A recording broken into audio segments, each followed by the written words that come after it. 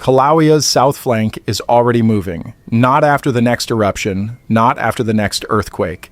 Right now, 6 to 8 centimeters every year, sliding seaward on a buried fault that runs 6 kilometers beneath the surface. The cameras are pointed at the crater, at the lava, at the fountains. But that is not where the load is sitting. The load is sitting on a near horizontal fault beneath the entire southern body of the volcano, pressed against ocean crust, carrying displacement that does not always release slowly. Sometimes it releases all at once. 6 to 8 centimeters per year does not sound like much. It is roughly the length of your thumb. But run that number across the historical record, and parts of Kilauea's south coast have already shifted more than 10 meters seaward, a distance that accumulates not in geological time, but in living memory. In decades, in the same span, covered by instrumented measurement. And the annual creep rate is not the ceiling, it is the floor. Some benchmark stations along the south coast now record close to 10 centimeters of motion per year. That is more than twice the rate GPS registers at the most active sections of California's San Andreas Fault. The San Andreas carries the boundary between two tectonic plates. Kilauea's south flank is one side of a single volcano. The comparison is not reassuring. What makes it worse is the proof the system has already provided. In 2018, the south flank stepped half a meter seaward in a single earthquake, not over months, in one event. In 1975, the same flank moved 8 meters seaward and more than 3 meters downward before the shaking stopped. The coast dropped. A tsunami crossed the shoreline. The volcano restructured itself from below in minutes. The same fault that has been quietly accumulating centimeters per year has already shown, twice in the modern record, that it does not release that load gradually. It holds. Then it does not.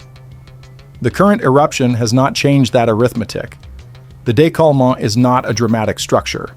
It does not look like a fault. It is a nearly flat contact zone about 6 to 8 kilometers below the surface, the boundary between the base of Kilauea's volcanic pile and the old ocean floor it was built on top of. Kilauea did not bond that surface. It stacked on it. And a massive volcanic mass, stacked on a near horizontal surface, under load, does not stay still. The north flank cannot move. Mauna Loa sits there, older, larger, immovable at the scale of any human timeline. It blocks northward spreading entirely. The south flank has no equivalent wall. South of the décollement, there is open ocean. Nothing holds the flank in place except friction against a surface it was never attached to. Two forces load that same boundary from above. Magma intruding along Kilauea's rift zones pushes laterally, a hydraulic wedge driving the south side outward with each injection cycle.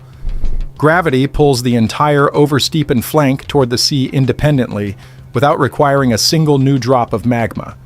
Both forces point the same direction. The décollement carries both. What makes the geometry dangerous is the fault's range of response. In quiet years it creeps 6 centimeters of continuous seaward motion that GPS registers as background noise. Periodically, it slips in larger pulses, releasing weeks of accumulated displacement over 2 to 3 days. And sometimes, the friction holds too long. The load builds past a threshold, and the fault does not slip gradually at all. The 1975 earthquake came from this fault. The 2018 earthquake came from this fault. The summit eruption did not drive either one. The flank was the engine. The crater was the exhaust.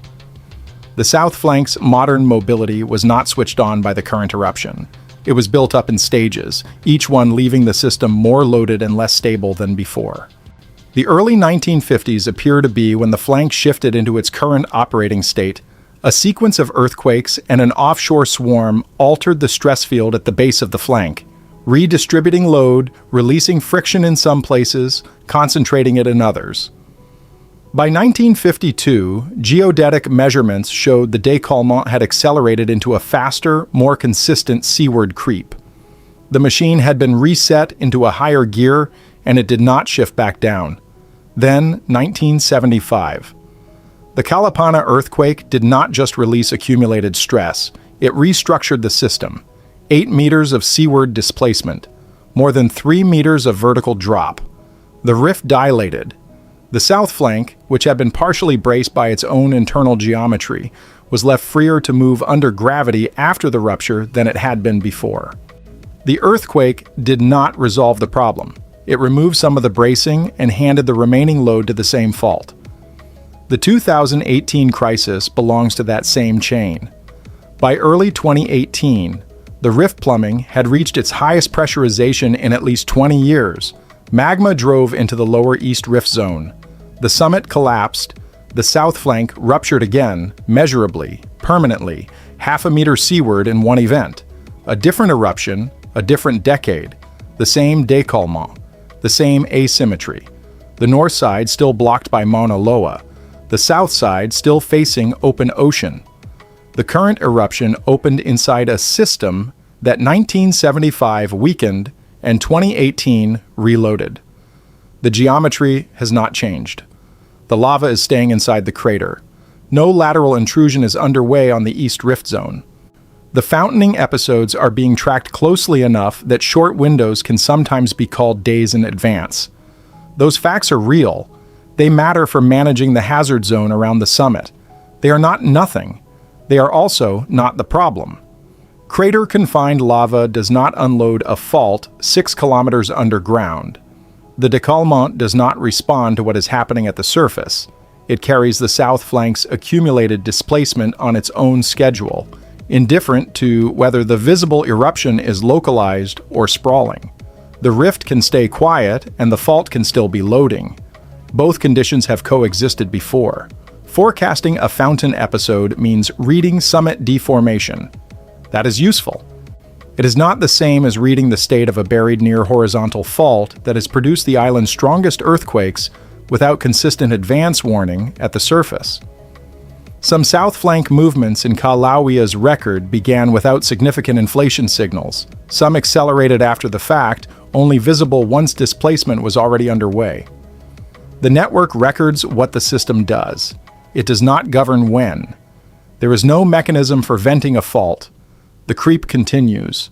The slow slip pulses continue. The load the décollement is carrying right now is not smaller because the eruption looks contained.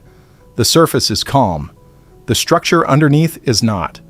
Chain of Craters Road runs 18 miles from the caldera rim down to the south coast, crossing terrain that sits directly above the moving flank. When seismic activity widens the fracture system along that corridor, as it has during the current eruption's episode cycles, the road does not partially close. It closes. The south coast goes with it. Kūlaʻauqaiki campground, inside that zone, became reachable only on foot or by bicycle. No shuttle operates inside the park. Rideshare does not function in the surrounding rural area. The people cut off did not need to understand the décollement beneath them to depend on that road. They only needed it to stay open. That is what exposure looks like before the deeper system moves at scale. Even the summit eruption, contained inside the crater, forced tephra-related closures on Highway 11. That is not a park road. It is the main arterial between Hilo and Kona, the only route carrying that load across the southern terrain. Each closure reopened. Each one also demonstrated that the volcano's effects do not stop at the park boundary, and that the corridor sitting above the moving flank has no equivalent backup when the ground beneath it stops cooperating. The instability is not abstract for the people whose access runs across it. It is already the road closing under an eruption that has not yet touched the fault directly. Highway 11 is the road chain of Craters Road feeds into. It runs the length of the island's southern side, connecting Hilo on the east to Kona on the west, through the volcanic terrain directly adjacent to the park. Everything moving between those two ends of the island moves on that road. Visitors, freight, medical transfers, daily supply runs. There is no southern bypass engineered to carry the same load. The upland alternatives are narrow and slow. When Highway 11 is disrupted, the island does not reroute efficiently. It waits. Hilo sits at one end of that corridor carrying the island's main hospital infrastructure for the south and east sides. Kona sits at the other end with the higher volume air gateway. Neither absorbs a prolonged failure of the road between them. The The corridor works because both ends hold simultaneously. The volcanic terrain connecting them is built on a flank that has already moved more than once, without warning sufficient to protect what sat on top of it. In 2024, Hawaii Volcanoes National Park drew more than 1.4 million visitors. Nearly a quarter of all overnight visitors to the Big Island named the park as the primary reason for their trip. That footfall moves on Highway 11. It removes sustained access, and the economic logic of the journey collapses before it begins.